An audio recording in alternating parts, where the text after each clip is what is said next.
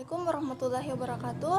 Perkenalkan, nama saya Nahira dari Prodi Pendidikan Guru Sekolah Dasar Universitas Islam Makassar akan membawakan sebuah materi yaitu Pancasila sebagai sistem filsafat. Pengertian filsafat. Istilah filsafat secara etimologis merupakan kata falsafah Arab dan filosofi Inggris yang berasal dari bahasa Yunani philosophia.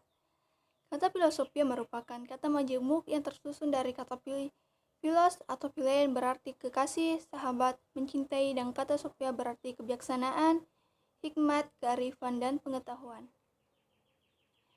Pancasila secara aksiologi memiliki 3 dimensial. Ketiga nilai tersebut adalah nilai dasar, yaitu nilai-nilai dasar dari Pancasila yang tidak dapat dibantahkan lagi, yang meliputi nilai ketuhanan, nilai kemanusiaan, nilai persatuan, nilai kerakyatan, dan nilai keadilan. Kemudian dimensi nilai kedua adalah nilai instrumental, yaitu nilai berbentuk norma sosial dan norma hukum yang selanjutnya akan terrealisasi dalam peraturan dan mekanisme lembaga-lembaga negara.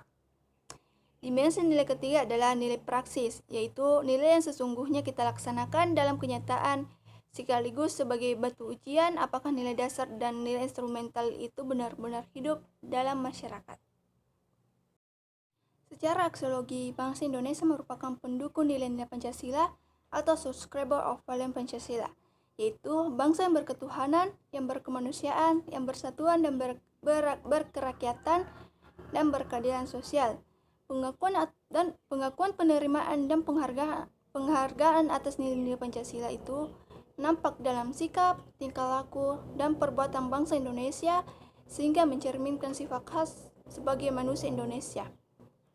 Pancasila merupakan sistem filsafat karena memenuhi ciri-ciri berpikir kefilsafatan, yaitu bersifat koheren, berhubungan satu sama lain, dan tidak mengandung pernyataan yang saling bertentangan.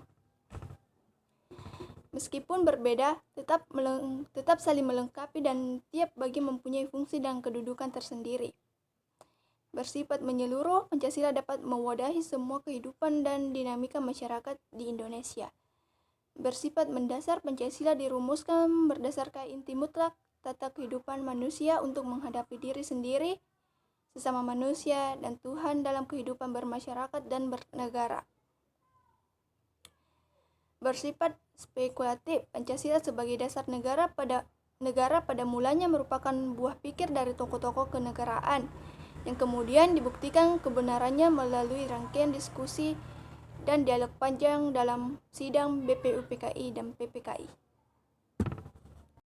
Secara etimologis, istilah Pancasila berasal dari Sanskerta dan India atau bahasa kata Brahmana. Adapun bahasa rakyat biasa dalam bahasa Prakrta.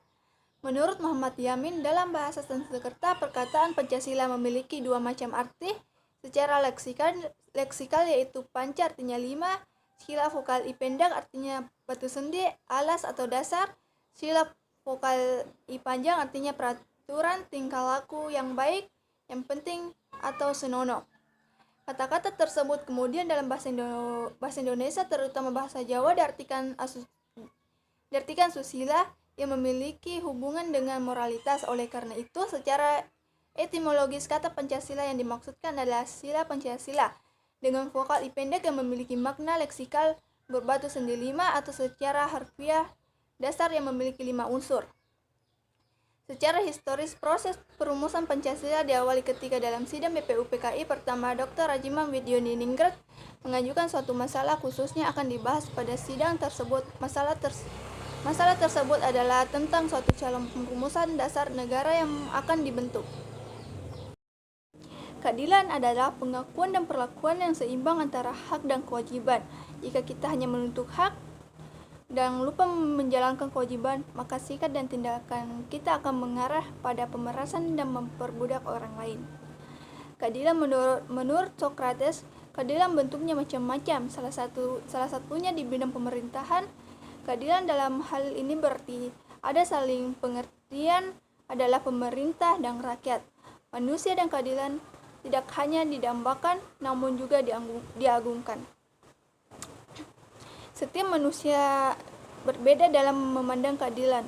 karena setiap manusia dipengaruhi oleh kepentingannya, sehingga tindakan seseorang dianggap sudah adil, namun oleh orang lain justru tindakan itu tidak adil.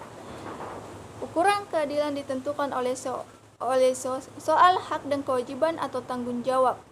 Hak adalah sesuatu yang setelah orang bersangkutan melaksanakan kewajiban, maka menjadi tugasnya.